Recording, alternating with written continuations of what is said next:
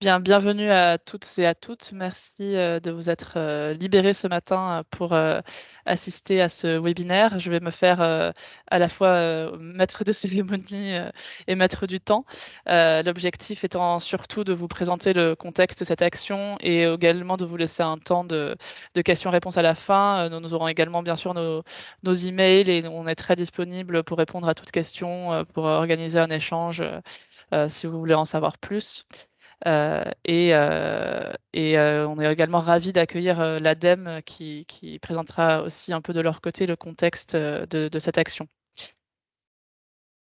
Donc, pour ceux et celles qui connaissent peut-être un peu moins les actions d'Infranum sur le sujet de l'environnement, donc Infranum qui est une fédération d'industriels des infrastructures du numérique qui représente toute la chaîne de valeur des infrastructures du numérique, des fabricants de câbles aux opérateurs, aux intégrateurs, aux data centers, aux bureaux d'études.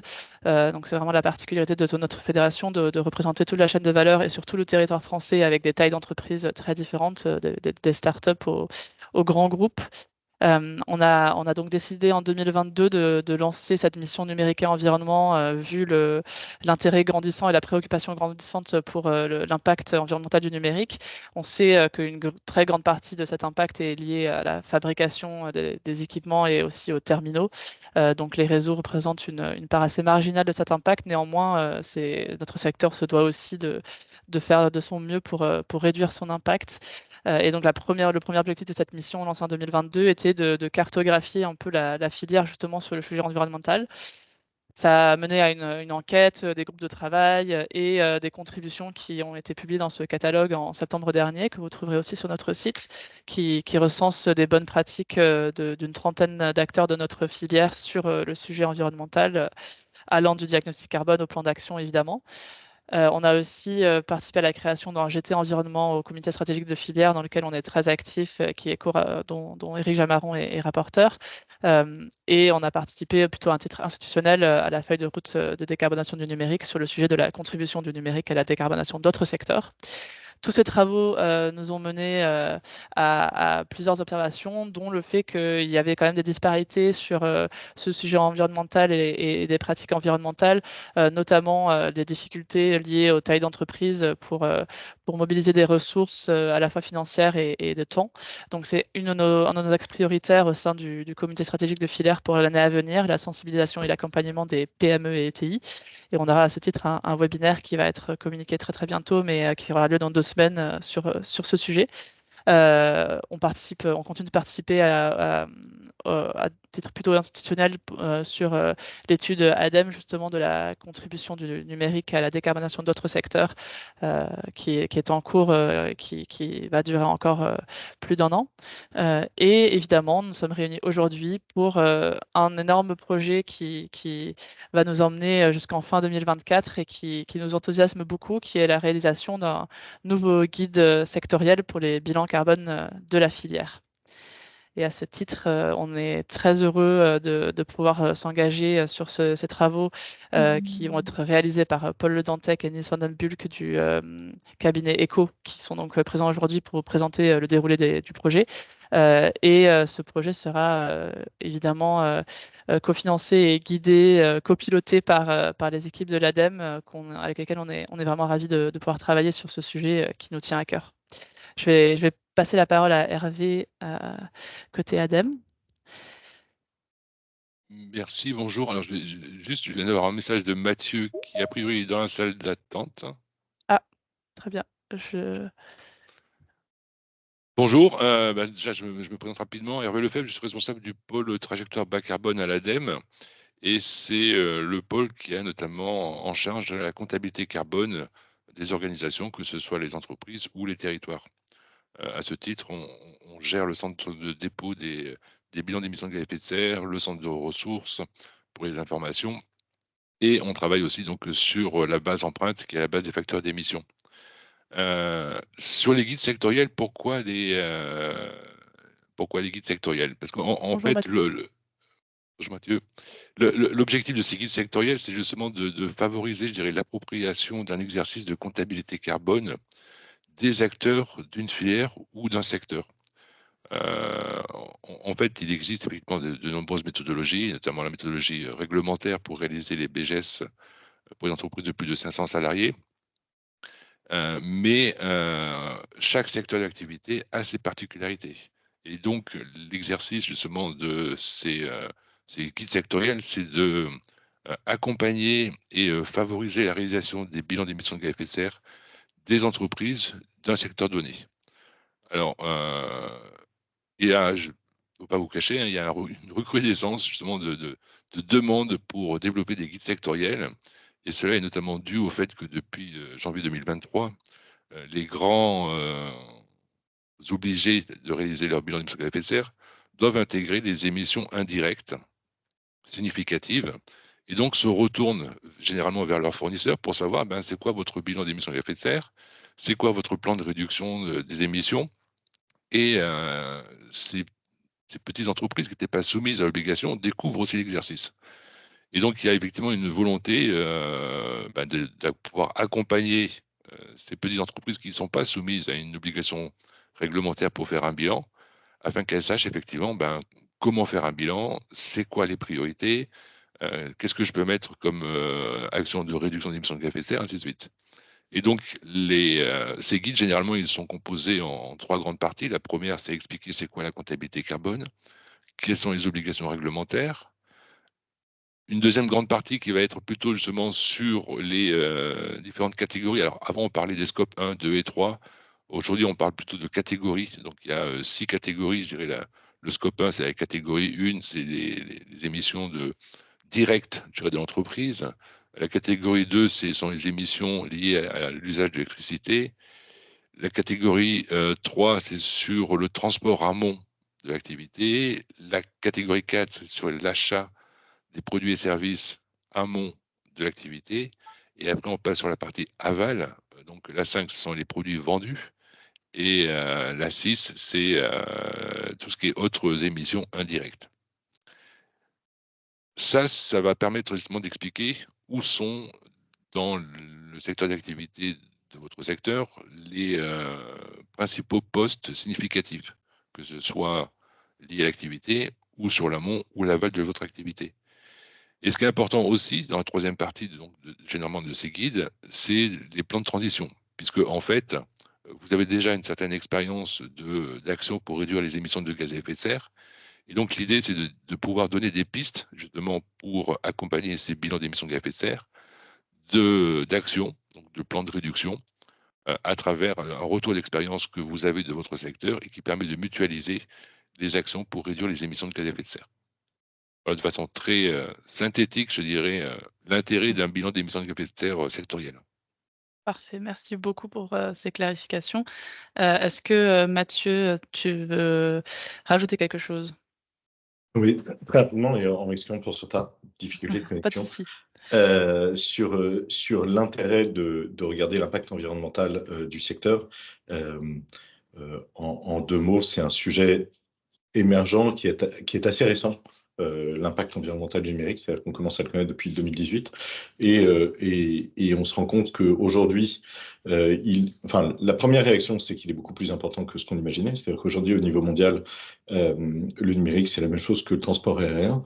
En France, c'est la même chose que la gestion des déchets. Or, la gestion des déchets, on travaille dessus d'un point de vue environnemental depuis 30 ans. Le numérique, c'est assez récent. Ce qui est beaucoup plus gênant, c'est que, alors que tous les autres secteurs de l'économie ont des trajectoires de réduction d'émissions de gaz à effet de serre et globalement des trajectoires environnementales qui sont clairement définies et plus ou moins sous contrôle, mais en tout cas clairement définies à la baisse, pour le numérique, on est sur une hausse et une hausse exponentielle. Et c'est pour ça que c'est important de travailler sur le sujet.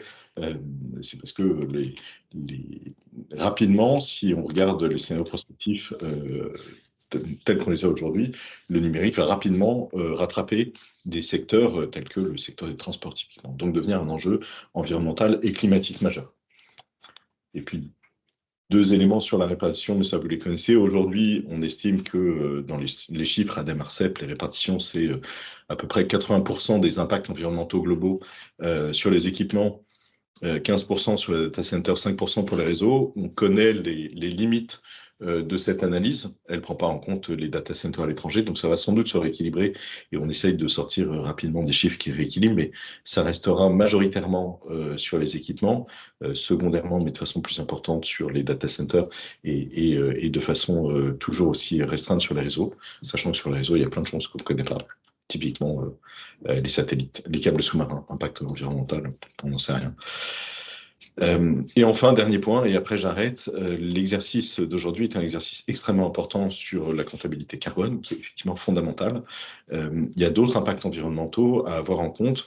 Généralement, on raisonne en impact multicritères sur tous les critères environnementaux. De fait, c'est souvent un peu compliqué, donc il faut regarder les critères principaux.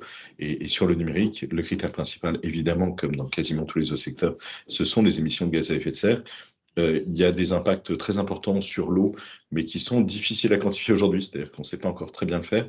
Et puis, il y a surtout des impacts un peu stratégiques sur les métaux rares et les terres rares, qui sont stratégiques parce que la question se pose réellement de savoir si on aurait suffisamment de ressources pour mener en parallèle une transition écologique où on a besoin de terres rares et de métaux rares au hasard sur les éoliennes, sur les batteries, etc., et sur le numérique.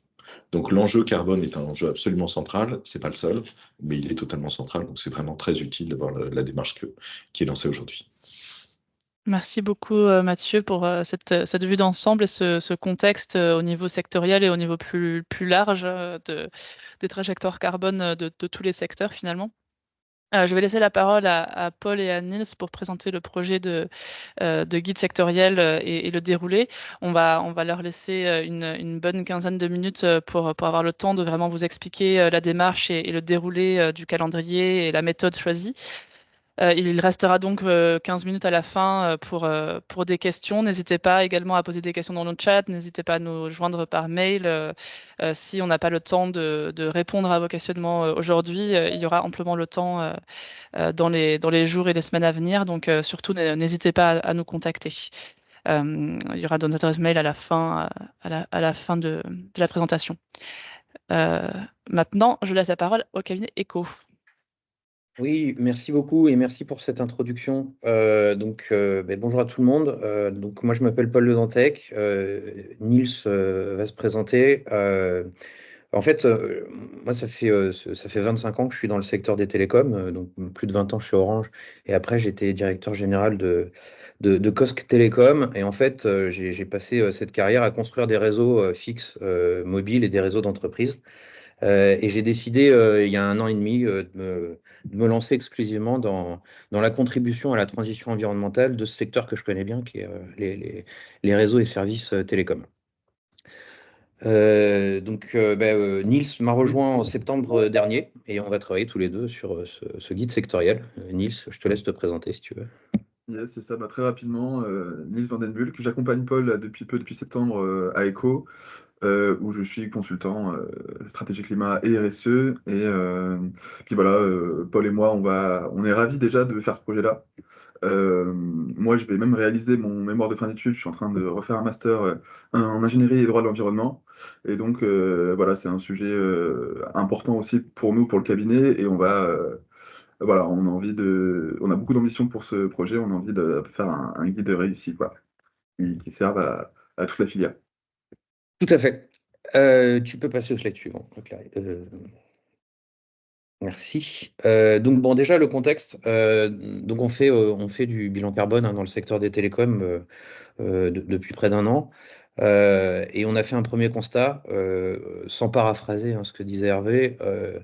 Il y a beaucoup de bilans carbone qui sont faits à partir de ratios financiers, surtout depuis que alors ce qu'on appelait le scope 3 amont, donc les émissions indirectes sont amont et aval sont exigées de manière réglementaire pour les gros acteurs. Mais effectivement, du coup, pour mesurer cet impact environnemental des fournisseurs et des clients, faut leur demander s'ils mesurent leur impact environnemental. Et bien souvent, dans l'écosystème, en particulier du numérique, c'est beaucoup de petits acteurs, et notamment les acteurs adhérents d'Infranum. Et eux, ils n'ont pas forcément ces informations. Donc, le consultant qui réalise le bilan carbone, la seule possibilité qu'il a quand il ne connaît pas le secteur, c'est finalement d'utiliser des ratios financiers, c'est-à-dire de convertir la facture en un équivalent carbone. Donc ça veut en soi pas dire grand-chose. Et du coup, le principal problème derrière, c'est que quand on veut faire un plan d'action pour pouvoir réduire ses émissions de gaz à effet de serre, on ne sait pas trop sur quoi s'appuyer parce que c'est assez intangible de convertir des euros en équivalent carbone. Donc c'est pour ça que finalement, ça donne du sens à tout ce travail qu'on va faire, qui est une meilleure compréhension de l'activité des acteurs et comment on peut modéliser les différents facteurs d'émissions.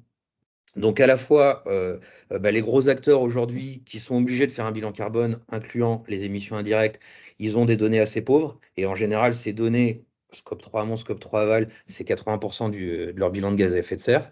Donc ils se retrouvent un peu eux-mêmes démunis pour des plans d'action. Et à la fois les acteurs qui aujourd'hui réalisent leur bilan carbone pour répondre aux plus gros justement qui sont clients de leurs solutions. Ils n'ont pas le temps, l'argent et les compétences pour pouvoir réaliser un bilan carbone. Donc en soi, l'idée de ce guide, c'est de pouvoir travailler sur une meilleure compréhension du jeu des acteurs et de l'implication entre les acteurs. C'est quoi les métiers, quels sont les impacts qu'il y a derrière pour les différents réseaux et les différentes couches d'acteurs qu'il y a, de pouvoir modéliser les bilans carbone de ces différentes familles d'acteurs, de ces familles de métiers qu'on a dans le secteur des infratélécoms. Et Niels va après présenter les différents groupes qu'on a définis. Et de pouvoir déjà fédérer, rassembler et collecter tout ce qui a été fait jusqu'à présent par les acteurs qui ont fait l'effort de calculer depuis un certain temps les impacts carbone de manière plus ou moins précise, ceux qui ont fait des analyses de cycle de vie. Mathieu, tout à l'heure parlait de multicritères. Là, on va se concentrer sur l'impact carbone, mais on va également être compatible avec tout ce qui est d'analyse de cycle de vie multicritères, et notamment ce qui modélise ça, les méthodes de calcul pour pouvoir réaliser du multicritère. Ça s'appelle les règles de catégorie produite, les RCP. On aura l'occasion d'en reparler dans les groupes de travail, mais l'idée, c'est d'être compatible avec le multicritère, avec cette approche pure carbone. Voilà. Donc finalement, ce travail, il va viser à collecter, à harmoniser par métier et arriver à modéliser les différents bilan carbone type. Donc ça va permettre d'identifier là où il y a les plus gros facteurs d'émission. Ça va permettre aussi de consolider les grands ratios et de pouvoir finalement alimenter le secteur et les études ADEME, ARCEP, avec une meilleure visibilité de l'impact carbone des différents métiers des infranumériques. Et puis, ça va permettre d'accompagner méthodologiquement les différents acteurs qui ont envie de se lancer et même ceux qui se sont déjà lancés pour être plus précis et avoir moins de ratios financiers. Et enfin, cette dernière partie dont Hervé parlait tout à l'heure, c'est que le calcul du bilan carbone en soi, c'est de la mesure. Mais bon, c'est pas parce qu'on monte sur la balance qu'on a fait son régime.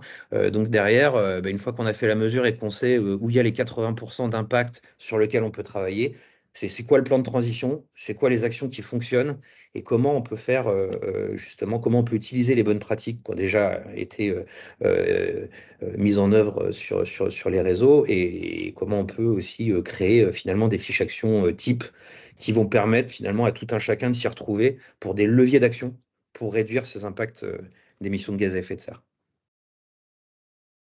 Tu peux passer au slide suivant. Donc en gros, le déroulé, il va suivre un peu ce que je viens de dire, c'est-à-dire qu'il y a 3 grandes phases à l'étude.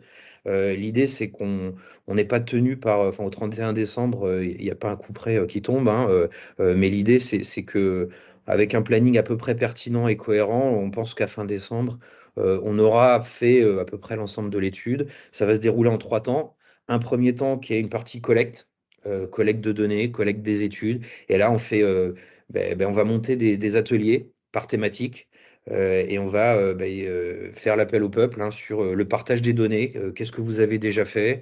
Qu'est-ce que vous comptez faire? Est-ce que vous avez appuyé sur des études qui ont été réalisées? Est-ce que vous avez réalisé vous-même des études, soit en bilan carbone, soit en analyse de cycle de vie? On va aussi faire toute une bibliographie qu'on a déjà commencé sur les différentes études qui peuvent exister en France ou ailleurs. Et on va synthétiser tout ça au sein d'un recueil de données par famille.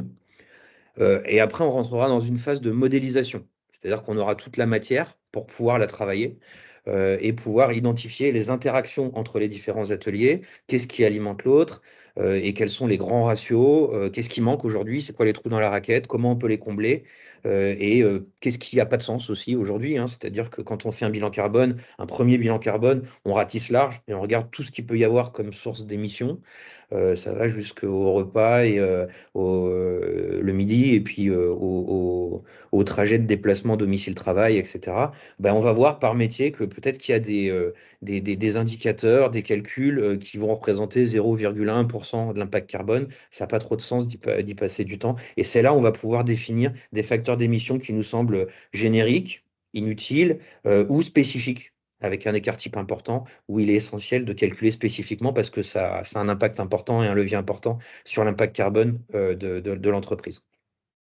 Une fois qu'on aura modélisé, réalisé ces grands ratios et ces modélisations de bilan carbone par métier, on passera à la dernière phase qui est le référentiel avec la mise en mouvement, les bonnes pratiques, le recueil des méthodologies, des outils. Il y a un certain nombre d'acteurs qui ont fait des petites calculettes carbone qui peuvent fonctionner sur des sujets qu'on n'arrive pas à bien modéliser aujourd'hui et qui peuvent être très utiles au collectif. Et donc pour ces acteurs qui sont OK pour partager l'information, ça peut être très bien d'avoir justement cette synthèse, hein, sectorielle qui vont permettre à tout le monde d'avancer dans le même sens. L'autre chose importante, c'est que on va avoir un panel d'acteurs qui ont cette compétence carbone d'un côté et bonne connaissance des réseaux de l'autre, qu'on appelle revue critique, qui va à chacune des étapes pouvoir évaluer la pertinence du travail qu'on fait et pouvoir donner des remarques pour enrichir la qualité du document final. Et enfin, on va faire ce qu'on appelle un copil, hein, avec l'ADEME et l'ARCEP, qui va sur chacune des phases importantes valider et entériner le fait de passer à la phase d'après.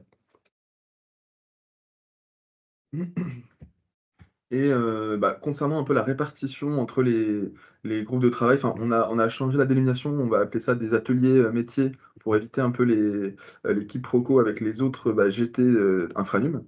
Mais globalement, on a identifié on a découpé la filière en sept branches, 7 métiers. Donc, avec d'abord d'un côté les infrastructures qu'on a divisées en fonction des 2 types de réseaux, fixe et radio.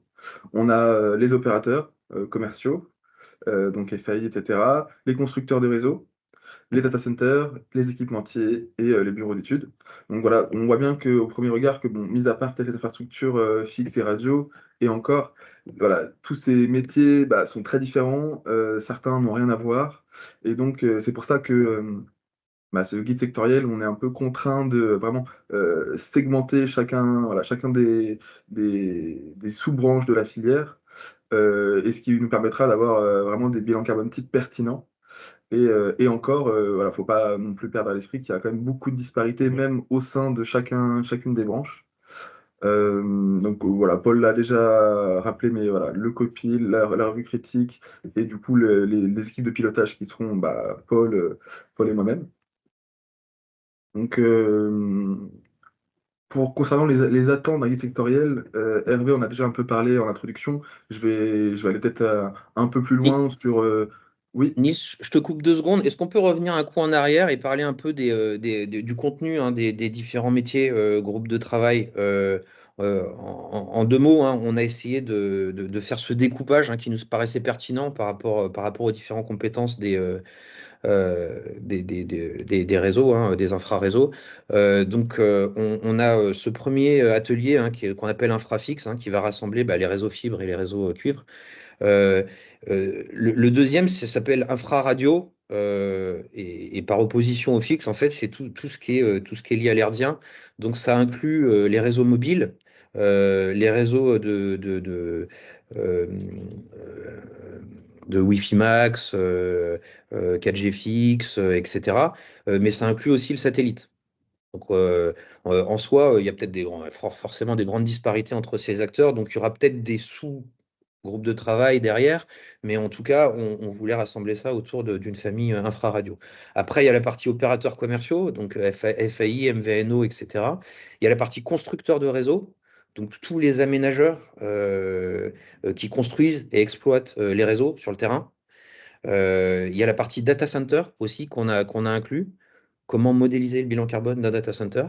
Il y a la partie équipementier. Et là, le but de la partie équipementier, c'est pas de travailler trop sur des bilans carbone, mais c'est surtout travailler sur la transparence de l'impact environnemental des équipementiers. Aujourd'hui, c'est un grand trou dans la raquette quand on veut faire que ce soit des ACV ou des bilans carbone. Et c'est hyper important pour les infraréseaux, c'est un gros impact. C'est quand on prend des mètres linéaires de fibre optique, et il y en a beaucoup dans nos réseaux, ou quand on prend des équipements actifs d'équipementiers comme Huawei, Ericsson, par exemple, quoi, ou Nokia, on a assez peu d'informations sur l'impact carbone des équipements. Et c'est essentiel de pouvoir avoir plus de transparence pour pouvoir modéliser un peu mieux ces équipements. Aujourd'hui, il y a quelques bases de données qui existent.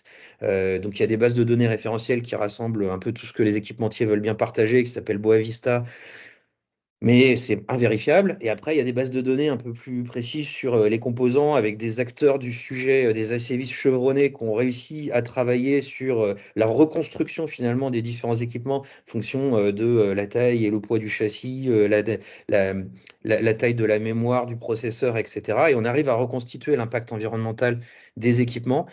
Mais c'est évidemment discutable, hein, mais aujourd'hui, c'est ce qu'il y a de mieux. Donc, en soi, c'est une très bonne chose si on peut creuser la transparence sur l'impact environnemental des équipementiers. Et enfin, il y a tout ce qui est bureau d'études, cabinet d'études, cabinet d'audit, etc. Je crois que quelqu'un a levé la main. Oui, Oui, veuillez j'ai m'excuser, Émilie Priou. Vous venez de dire que ou alors j'ai vraiment mal compris, hein, que les constructeurs de réseaux, ce sont ceux qui, en fait, structurent les infrafixes et radios, on est d'accord? En fait, les constructeurs de réseaux, alors je prends un exemple, par exemple, euh, Circe, Constructel, OK. Ineo, c'est des acteurs qui construisent et qui exploitent le réseau. Donc, c'est ceux qui vont faire les tranchées, qui vont tirer la fibre optique, qui vont monter les pylônes, etc. C'est ceux qui vont aller sur le terrain pour construire et exploiter les réseaux. OK, c'est pour ça que je me posais cette question sur, parce que moi je suis comme ces entreprises que vous venez de citer, sauf que c'en est une autre. Oui, Donc on est effectivement pardon, j'ai pas constructeur de cité tout. réseau. Ouais. Non, non, non, mais bien sûr, mais c'était, pour le petit clin d'œil. Nous sommes effectivement constructeurs de réseau. Pour autant, les marchés évoluant, notamment avec les clients, les grands comptes, on est intimement lié aux infras purs. C'est-à-dire que plus ça va, plus effectivement on a un cahier des charges, on va dire technique, sur, les appros infra, mais pourtant c'est nous qui les gérons. Donc cette dissociation, elle n'est pas évidente ou alors, j'ai peut-être pas vu, qu'est-ce que vous cherchiez dans le groupe de travail sur les constructeurs de réseau qui sont intimement liés, qui subissent, l'équipementier, qui machin, tout ça. Mais en Mm. infra-radio et infra-fixe, on est sacrément acteurs quand même. Oui, tout à fait. Mais en fait, c'est là où on va faire. Alors, il y a forcément, Émilie, une porosité entre les différents ateliers. Mais l'idée, Et c'est oui. qu'on a. Parce que tout ça, c'est une chaîne cohérente, en fait, hein. Donc, chacun des acteurs, finalement, sert l'autre, hein. Mmh. Donc, en soi, l'idée, c'est qu'on arrive à modéliser globalement le réseau et on a essayé de le découper en différentes étapes. Donc, ce que vous citez, par exemple, quand vous commandez des équipements, aujourd'hui, souvent, c'est l'opérateur qui va commander les équipements. Des fois, ça dépend peut-être des opérateurs. Peut-être que Orange va commander les équipements et va vous les mettre à disposition pour l'installer sur les réseaux, alors que peut-être que SFR va vous demander de commander les équipements et vous allez leur refacturer. Tout ça, c'est l'idée, hein, des ateliers et des groupes de travail, c'est qu'on modélise tout ça et que finalement, quand on fait la découpe, on arrive à modéliser chaque partie et vous, ça va faciliter le calcul du bilan carbone et ça va vous éviter d'avoir 80% de ratio financier dans vos impacts carbone, quoi. Bon, on n'est pas à 80, mais oui, effectivement, je comprends tout à fait la démarche. OK, non, non, mais sachant que là, dans l'aboutissement, si je ne m'abuse, typiquement, quand on parle de la fin, en fin de compte, du projet, c'est bien de sensibiliser les donneurs d'ordre sur, aussi, enfin je pense, nous on a nos démarches effectivement à mettre en œuvre, qui sont déjà amorcées pour la plupart d'entre nous, mais, aussi sensibiliser nos donneurs d'ordre sur, des éléments critiques qu'ils nous «imposent» entre guillemets, ou dans l'install, ou dans les critères, ou dans les normes, ou dans tout ce que vous voulez, sur lesquels ils devraient travailler potentiellement pour réduire aussi l'impact carbone sur toutes les phases amont. Ouais, enfin, il y a de la sensibilisation, mais il y a aussi de la méthodologie. C'est-à-dire qu'on Mmh. va, a priori, on a des activités qui sont des activités répétitives qu'on peut modéliser. Oui. Cette modélisation, aujourd'hui, elle n'existe pas, ou alors elle est faite, chaque acteur le fait indépendamment, chacun de son côté. Donc là, l'idée, c'est qu'on mette tout ça en commun et qu'on voit où il y a des trous dans la raquette et qu'est-ce qu'il faut modéliser qui n'est pas modélisé aujourd'hui. Donc, alors c'est peut-être une première étape, hein, c'est-à-dire qu'on va probablement pas tout craquer en une fois, mais l'idée, c'est d'aller le plus loin possible avec nos connaissances actuelles pour pouvoir modéliser du mieux possible et les acteurs qui sont un peu perdus sur ce sujet qui devient essentiel, voire exigé par leurs clients, soit plus un problème, en tout cas qu'on lève les freins. Ok. Merci Merci. beaucoup, Paul. Je propose, dans l'intérêt du temps, de finir rapidement les dernières slides et de passer aux questions ensuite. Et justement, ça introduit bien d'ailleurs les attentes du guide sectoriel. Nils, je te redonne la parole. Oui, mais je vais Pardon, aller. Nice. Non, t'inquiète, je vais aller assez vite parce que bon, on a un peu évoqué tous les sujets. Je vous invite à aller regarder, si vous êtes curieux, donc, les guides sectoriels existants sur le site de l'ADEME. Je crois qu'on a déjà transmis les liens dans les communications, mais on pourra, voilà, si vous voulez, je pourrais vous en transmettre le lien. Et également les lignes directrices. Donc là, les bullet points, les tirés pardon, qui est à l'écran, c'est issu de ce document. Et donc, ce document résume un peu les attendus d'un guide sectoriel. Voilà, on va les regarder rapidement. Donc déjà, c'est pour confirmer les enjeux du secteur. Le dernier guide sectoriel, qui n'a pas exactement le même périmètre, a été réalisé il y a à peu près plus de 10 ans. Donc depuis, il y a eu de nouvelles études, de nouveaux enjeux. Donc l'intérêt aussi de ce guide, c'est de mettre un peu à jour les connaissances et les diffuser auprès des acteurs, de cartographier le secteur. Donc, on a un peu commencé avec Echo et on va poursuivre avec vous dans les groupes de travail, dans les ateliers.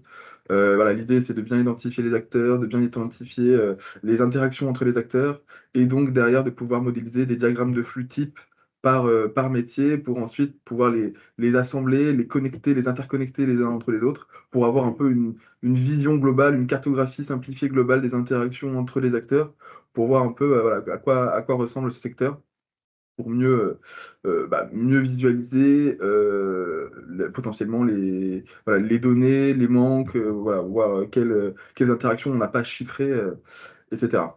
Ensuite, on va bien sûr faire des recommandations pour ce choix de périmètre. Qu'est-ce qu'on prend en compte, qu'est-ce qu'on ne prend pas en compte en fonction des données qu'on aura récoltées. Et également, du coup, définir les postes d'émission pertinents.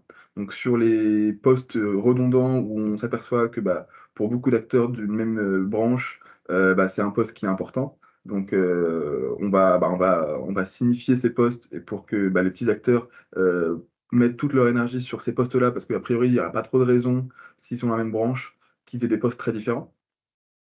Ensuite, on va définir des méthodes d'estimation par poste. Donc, des fois, si on n'a pas des facteurs d'émission, il faut qu'on trouve une donnée approchée, donc il faut qu'on modélise, trouver une donnée générique. Donc,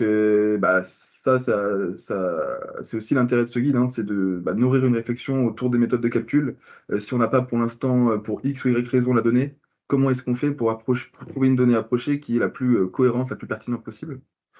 Et sinon, dans quel cas, trouver des facteurs d'émission pertinents pour les partager pour que les autres acteurs qui dépendent de vos produits, de vos services, aient accès à ces facteurs d'émission pour que eux et l'ensemble de la chaîne de valeur puissent calculer leurs émissions proprement. Et enfin, voilà, l'objectif du guide, on l'a rappelé, c'est centraliser les actions de réduction, parce que la mesure, c'est une première étape, et la mesure, j'ai envie de dire, c'est pas très important, hein. On sait déjà qu'on pollue, on sait déjà qu'on émet du CO2, donc le plus important, c'est les actions. Donc ça aussi, c'est aussi une occasion de partager les bonnes actions, et plus spécifique voilà, par rapport au carbone, hein, plutôt, et de voir quelles stratégies de décarbonation ont été menées par les grands groupes, quels sont un peu les retours d'expérience, pour que ça puisse nourrir derrière tout l'écosystème. Et voilà, on fera des recommandations. Tu peux passer. Ouais. Notre approche, très rapidement, donc basée sur l'intelligence collective. Voilà, Eco, c'est un cabinet jeune et la connaissance, de toute façon, elle est du côté des métiers, elle est du côté des industriels. Nous, on est là un peu pour la faire accoucher et pour créer voilà, le cadre qui le permet. On ambitionne à Eco d'être au plus proche des réalités physiques. C'est ce qu'a martelé un peu Paul et ce qu'on martèle un peu tous les jours, c'est que voilà, les ratios monétaires, c'est vraiment un dernier recours et on s'aperçoit que on en rencontre quasiment dans tous les bilans carbone et dans des proportions parfois assez généreuses. Donc on va mettre un point d'honneur à limiter ce phénomène pour en fait juste simplement gagner en pertinence et pour faire la stratégie, une bonne stratégie de décarbonation, il faut des chiffres fondés. Ensuite, on a envie voilà, de capitaliser sur l'expérience des contributeurs, donc voilà, de se servir de vos connaissances et de vos expériences, d'être en conformité avec les RCP, services numériques, enfin, parents et enfants, mais également voilà, les autres normes, textes, que ce soit enfin, la SNBC ou enfin, peu importe le cadre et l'échelle, on va essayer de s'inscrire dans déjà les réflexions collectives. Et on veut pérenniser cette réflexion environnementale à l'échelle du secteur. Donc voilà, on sait qu'il y a de plus en plus d'initiatives à l'échelle du secteur. On n'est pas non plus le secteur où il y a la plus grande dynamique sectorielle autour de l'environnement ou des gaz à effet de serre. Donc ECO veut jouer un peu ce rôle de donner cette impulsion. Et enfin, l'idée aussi, c'est d'harmoniser les pratiques du secteur. Parce que voilà, le secteur est un peu en retard, mais on ne part pas de zéro. Il y a plein d'acteurs qui ont créé des outils, qui ont créé des méthodes, qui ont bricolé un peu leur facteur d'émission. Voilà, il y a plein de ressources qui sont là. Mais pour que ce soit vraiment utile pour tous et que voilà, pour passer la marche du dessus, pour lancer une dynamique sectorielle, il faut mettre en commun et il faut harmoniser. Voilà pour voilà, les spécificités de l'approche. Les ateliers, donc pour chacun des métiers, il y aura différents ateliers au nombre de 3, parfois plus, en fonction des contextes et des spécificités. Mais globalement, voilà, la structure sera un peu la même à chaque fois. Un premier atelier de présentation où on ouvre la collecte et voilà, on commence à discuter un peu du périmètre, des données à collecter et du coup du diagramme de flux de type potentiellement. Ensuite, c'est la partie modélisation. Donc, on récupère les résultats de la collecte, on fait un bilan de la collecte, on débat un peu sur la méthodologie, mais surtout, voilà, on modélise les premiers bilans GES type. Et enfin, il y a la partie clôture, donc finalisation. On boucle la collecte de données, on fait les dernières modifications méthodologiques, et on passe à la phase action, centralisation des bonnes pratiques et des actions, pour ensuite terminer sur les limites de l'étude, pour voir ce qui restera à faire, parce que c'est un chantier qui est titanesque et on peut faire ça pendant encore longtemps. Donc, il y aura forcément des limites et des recommandations de notre part. Merci beaucoup, Nils. Du coup, j'en profite pour insérer cette slide qui est nos contacts, évidemment, pour réagir ou échanger avec nous, et aussi le QR code vers un questionnaire ou un formulaire d'inscription, en fait, qui permet de dire, effectivement, moi, je suis intéressée de m'investir dans les travaux, que ce soit en tant que contributeur ou en tant qu'éclaireur, donc contributeur au GT, aux ateliers qu'on va organiser. Donc, comme on le disait, probablement 3 sessions de travail, ou comme éclaireur, c'est-à-dire remonter des données euh, ou faire un échange en bilatéral, par exemple. Donc, je vous invite à ou bien m'envoyer un mail ou envoyer un mail à Nils et Paul, ou remplir ce questionnaire pour vous inscrire dans les ateliers qui vous intéressent. Je vais donc maintenant donner la parole à la salle, puisque nous sommes quand même nombreux à être réunis. Donc, n'hésitez pas à lever la main, réagir dans le chat, prendre la parole si vous avez des questions pour l'ADEME ou pour ECO.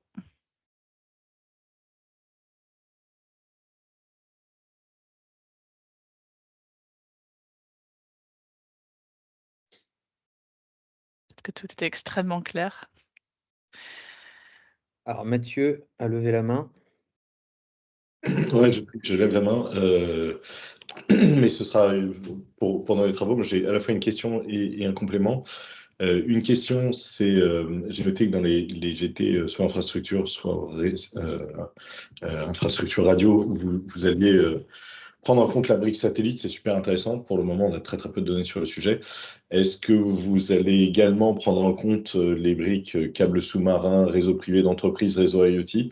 Je vous pose la question parce que nous, c'est vraiment un sujet sur lequel on considère qu'il y a très peu de connaissances, et donc ça nous semble pertinent. Et un commentaire sur toute la question de la donnée et de l'accès à la donnée, des données d'inventaire de cycle de vie. À l'ADEME, on a à la fois la base carbone qui permet d'avoir des données carbone et qui est effectivement assez faible sur le numérique, et une base empreinte qui est en analyse de cycle de vie en multicritères qui est assez faible également en numérique. Mais en revanche, on a clairement l'objectif, dans un délai là de 2 ans et demi, de mettre en place une base de données open source sur le numérique avec des données complètes sur le sujet. Alors, ce sera un peu court par rapport à la démarche. Mais en tout cas, c'est vraiment l'objectif stratégique. On sent qu'il y a un besoin et on veut le faire. Ouais, mais très bonne remarque, hein. Désolé, j'ai pas mentionné, mais effectivement, la base de référence pour nous, c'est quand même la base empreinte. Et derrière, le but, c'est aussi d'alimenter cette base empreinte autant que faire se peut, si on peut avoir des données pertinentes. Donc le but, c'est vraiment d'être dans l'interaction et puis de commencer à alimenter et construire justement ce référentiel du numérique avec des facteurs d'émission, voire même des facteurs d'impact multicritères qui vont pouvoir alimenter ces bases. Alors, pour répondre à la première question, le satellite, c'est un peu plus simple parce que il y a des acteurs du satellite comme Telsat, TDF, Nornet qui font partie des adhérents d'Infranum. Donc, on saura fédérer ces acteurs. Pour les câbles sous-marins, aujourd'hui, ça va être principalement Orange. Donc, c'est une discussion qu'on peut avoir avec Orange. On en reparlera avec eux. En tout cas, oui, effectivement, ça peut être extrêmement intéressant qu'on creuse ce sujet des câbles sous-marins. Ça va pas forcément intéresser le gros du groupe de travail là, mais par contre, ça peut effectivement alimenter plus globalement, nationalement, des études et des données. Après, pour les réseaux d'entreprise, aujourd'hui, les réseaux LAN, etc., on s'est posé la question, mais il y a moins d'acteurs qui font partie du groupe, donc c'est peut-être une autre étude. C'est quand même assez décorrélé. Enfin, ça fait partie du numérique, mais c'est d'autres types de réseaux qui sont complémentaires. Donc, on en rediscutera, mais là, on a l'impression quand même qu'on embrasse le sujet de façon assez large et c'est un projet assez ambitieux. Donc, bon, à rediscuter sur les réseaux d'entreprise. Merci Paul. Est-ce qu'il y a enfin peut-être Mathieu, vous vouliez réagir? Non, juste sur la question des données, c'est peut-être un message à faire passer aux gens qui sont autour de la table et s'interrogent sur leur participation. La question de est-ce que vous êtes en mesure de fournir des données et le cas échéant, est-ce que vous êtes en mesure de fournir des données qui seront un commun, c'est-à-dire open source pour tout le monde, c'est une question importante. Oui, tout à fait. Tout à fait. Il y a deux types de données hein, quand on fait un bilan carbone, hein. Enfin, il y a deux grandes familles, hein. Il y a les données quantitatives, hein. Comment on modélise un réseau en termes de quantité, de déplacement, etc. Et donc réseau par réseau, ou est-ce que c'est des données génériques, etc. Et puis après, comment on convertit finalement ces données physiques en un équivalent carbone. Donc on va adresser vraiment ces deux sujets. Merci Paul. Est-ce qu'il y a peut-être des personnes dans la salle qui ont des questions, que ce soit pour l'ADEME ou pour Paul et Niels?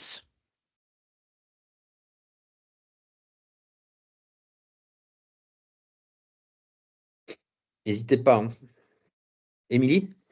Oui, désolée. Question très pragmatique, hein. Je regardais l'avant-dernier slide là, sur les 7 ateliers, 3 phases de travail. Parce que je pense que tout autant qu'on est autour du pont, on a un peu pas mal de taf aussi.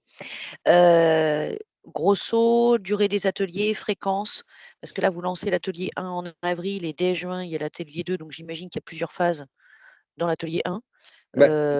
En mobilisation, rendez-vous, c'est quoi? C'est 1 heure, 2 heures et tous les combien? Alors, l'idée, c'est de se concentrer sur 3 ateliers. On verra quand on va construire la chose s'il y a besoin de réunions complémentaires. Mais chaque atelier devrait durer environ 2 heures. Et l'idée, c'est qu'après, chacun reparte finalement avec sa liste de courses pour contribuer au collectif. Mais l'idée, c'est pas de vous submerger sur l'activité. Dans l'atelier 1, c'est de vous encourager à pouvoir nous partager vos données que vous avez déjà. Donc, c'est surtout de la collecte de données et le transférer. Là, l'idée, c'est pas de refaire des bilans carbone, c'est de nous partager les données ou les outils ou les études que vous avez déjà.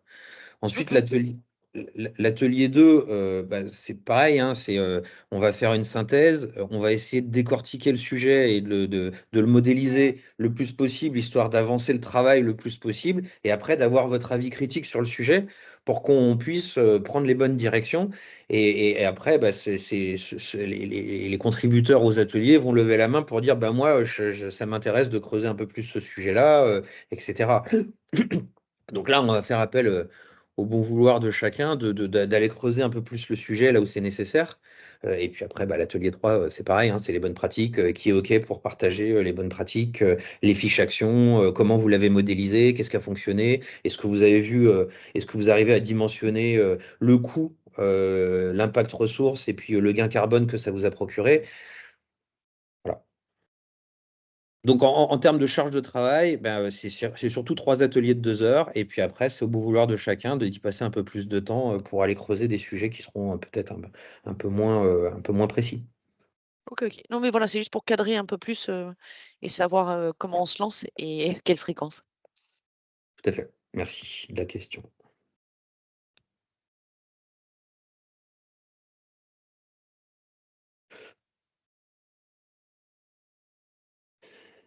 Bon, écoutez, en tout cas, si vous n'avez pas de questions, n'hésitez pas. Il y a nos mails qui se sont affichés. Je pense qu'il y aura l'envoi de la présentation peut-être aux participants, Bien sûr. Astrid.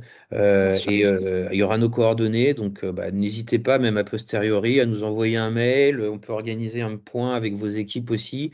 Peut-être que vous n'êtes pas directement, vous, les acteurs de la RSE et que vous pouvez relayer auprès des acteurs de la RSE chez vous. Nous, en tout cas, on se tient à disposition pour organiser des petits points d'échange si vous avez des questions un peu plus spécifiques ou que vous voulez les aborder à part.